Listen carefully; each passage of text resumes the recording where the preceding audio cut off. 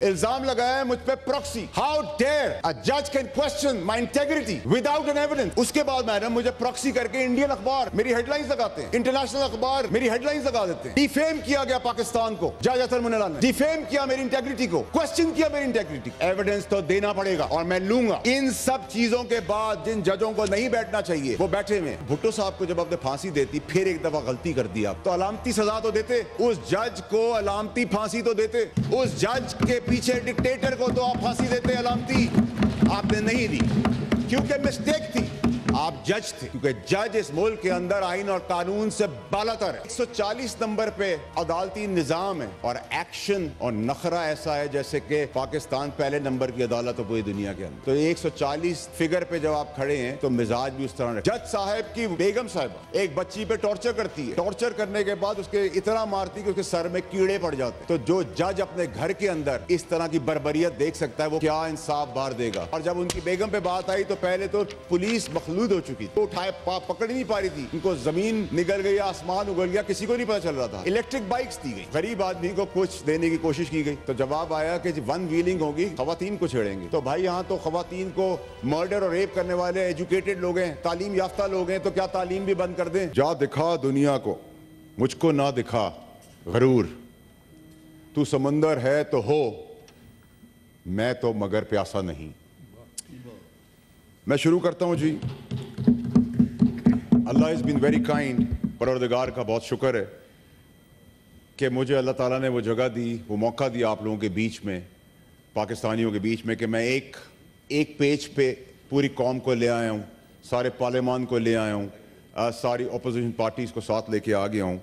और वो है अदल और इंसाफ का फोरम, जिसके ऊपर पूरी पाकिस्तान ने लब्बैक मुझे कहा है।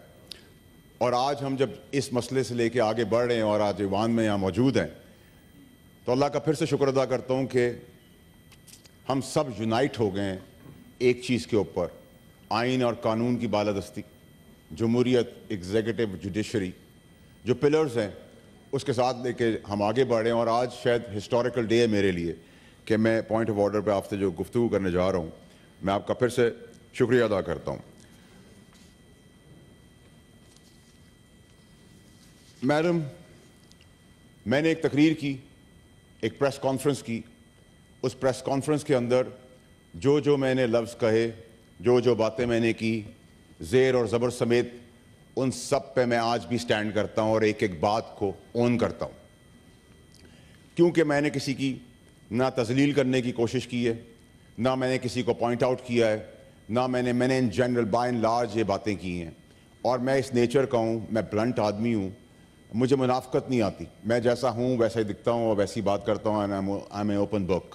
But at the same time जिन पे कंटेम्प्ट्स होने चाहिए थे या जिन पे ऐसी चीज़ें लगनी चाहिए थी, उन पे नहीं लगी। मेरे साथ तो जुल्म पहले भी हुआ था, तो आज भी हो गया। तो इंसाफ की तवक्को मुझे उस वक्त मिली थी, उस वक्त भी नहीं मिला, और आज मुझे नहीं पता क्या होना है। लेकिन क्योंकि हम कंडक्ट, किसी जज के बारे में कंडक्ट के ऊपर बात नहीं कर सकते और ये रूल्स ऑफ द बिजनेस के तहत, लेकिन आइन और कानून मुझे मिसकंडक्ट पे बात करने की खुली इजाज़त और पूरी इजाज़त देता है। और उस मिसकंडक्ट के तहत मैं कुछ चीज़ें आप लोगों के सामने रखना चाहता हूँ। सबसे पहले तो जी ये कि चीफ जस्टिस साहब सुप्रीम कोर्ट ऑफ पाकिस्तान ने ये हमें मीडिया के ज़रिए पता चला कि हम किसी भी इदारे को वो ना करें, ब्लेम ना करें, और किसी इंडिविजुअल से कोई प्रॉब्लम है और किसी ने कोई गलती की, उसको पॉइंट आउट करें। तो मैं तो किसी की गलती की बात मैंने तब भी नहीं की थी, उससे पहले भी नहीं की थी। जिन्होंने बातें की वो मैं आगे चल के आपको बताऊंगा। थोड़ा सा टाइम ईवान का लूँगा। अब मुझे आप एक बात बताएं मैडम, कि मैं तो बात हमेशा करता हूँ ठोस और पुख्ता बात करता हूँ, शवाहिद के साथ बात करता हूँ। अब आप कहें कि पाकिस्तान में निशानदही करना, अकाउंटेबल ठहराना भी जुर्म है, तो फिर फांसी की सज़ा पाकिस्तानियों को दे दे समेत मेरे, या सेनेटर को भी दे दे, क्योंकि इज्जत तो यहाँ किसी की है नहीं, बाकी सबकी है, हमारी नहीं है। मैडम, यहाँ मैं आपके सामने एक खाका पेश कर रहा हूँ शवाहिद के साथ। लॉ मिनिस्टर साहब, आपकी भी तवज्जो की जरूरत पड़ेगी।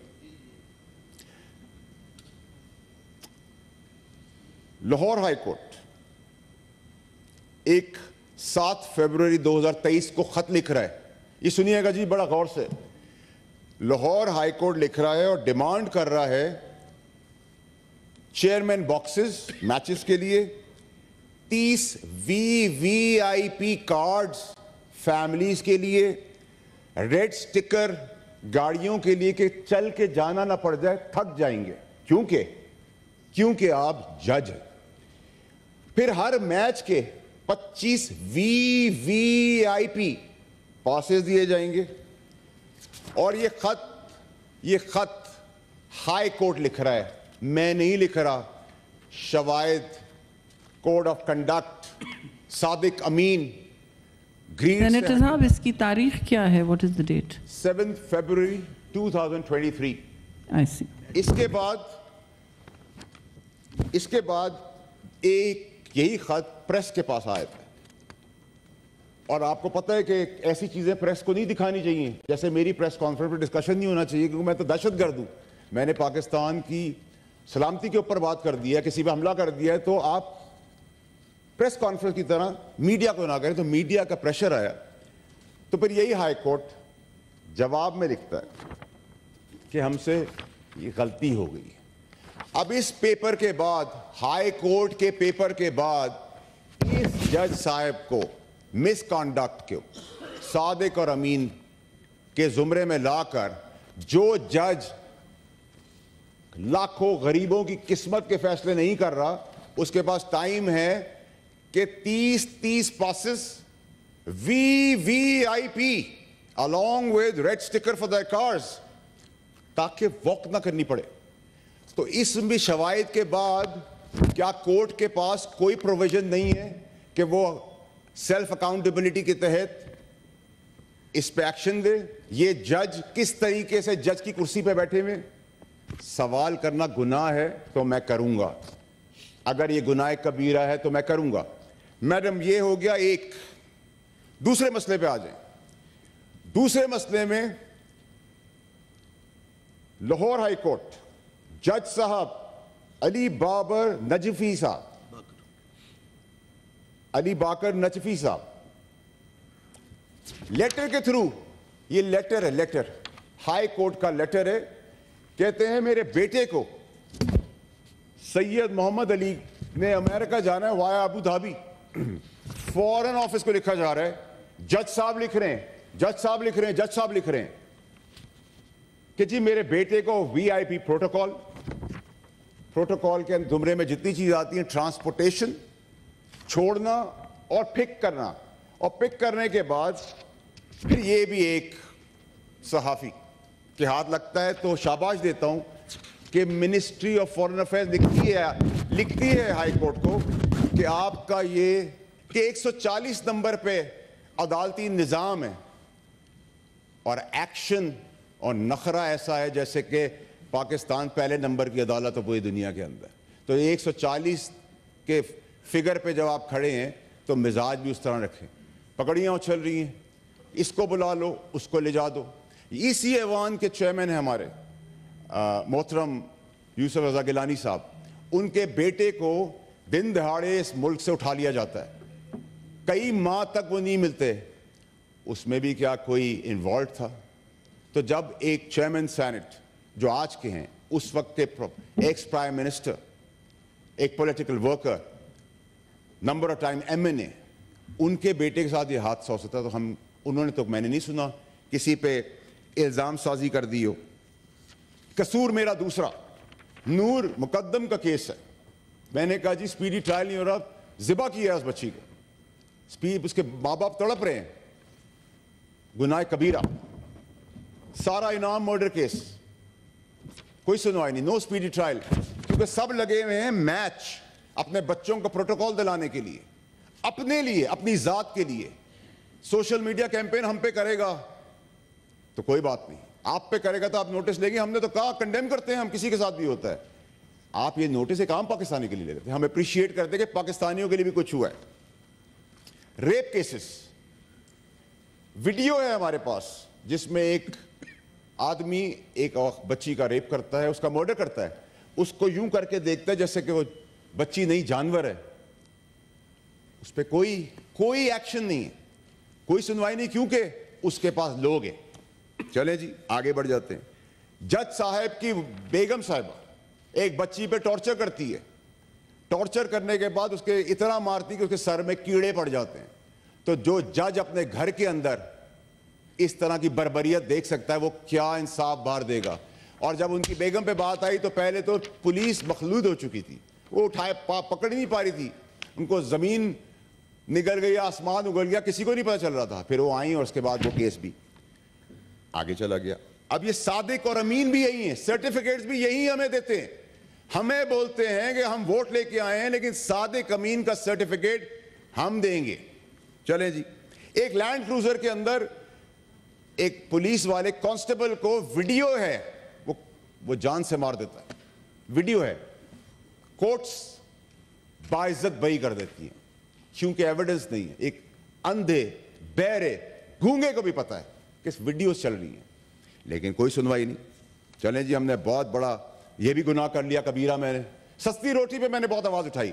सस्ती रोटी क्या हमें आपको प्रॉब्लम है? अल्हम्दुलिल्लाह नहीं। अगर एक गरीब को एक रोटी की जगह 2 रोटी मिल रही तो स्टे ऑर्डर दिया आपने, कमाल स्टे ऑर्डर दिया। 2700 अरब रुपए पे स्टे ऑर्डर्स हैं, यहां एक एक कौड़ी के पीछे हम भाग रहे हैं, उसकी सुनवाई कोई नहीं। इलेक्ट्रिक बाइक्स दी गई, गरीब आदमी को कुछ देने की कोशिश की गई, तो जवाब आया कि वन व्हीलिंग होगी, खवातीन को छेड़ेंगे। तो भाई यहां तो खवातीन को मर्डर और रेप करने वाले एजुकेटेड लोग हैं, तालीम याफ्ता लोग हैं, तो क्या तालीम भी बंद कर दें, अंधेरों के कुएं में चले जाएं? माइंड सेट आप देखें, just imagine what all is going on. आगे चलें जी। भुट्टो साहब को फांसी दे दी गई 40 साल बाद। मेरी पैदाइश से पहले ही मुझे पता था कि उनके साथ जुडिशियल मर्डर हुआ है। भुट्टो साहब को फांसी दे दी गई।